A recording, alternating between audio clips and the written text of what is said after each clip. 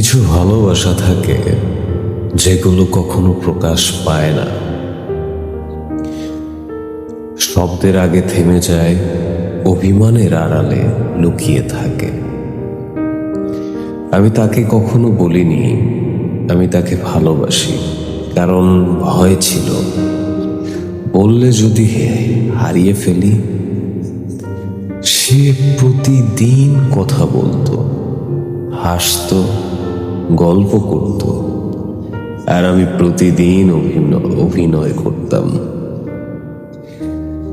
আমি শুধু বন্ধু, কিন্তু হঠাৎ সে চুপ হয়ে গেল।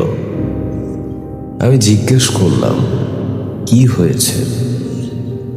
সে হেসে বলল, কিছু না। কিন্তু সেই কিছু না এর ভিতরে আমি হাজার বিদায় শুনলাম। তারপর একদিন খবর পেলাম সে অন্য কারো হাত ধরে নতুন জীবনে হাঁটছে। আমার বুক কেঁপে উঠল, কিন্তু চোখের জল বের হয়নি, কারণ আমি জানতাম আমার ভালোবাসা কখনো তার ছিলই না।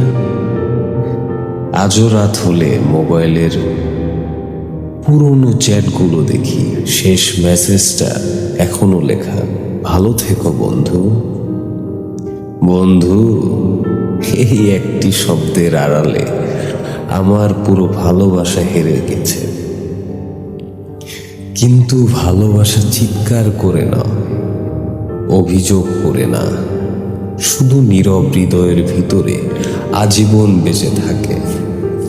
আমি এখনো তাকে অসম্ভব ভালোবাসি, নীরবে, অভিমানে, দূরে থেকে। সবচেয়ে গভীর ভালোবাসাগুলোই সবচেয়ে নীরব হয়।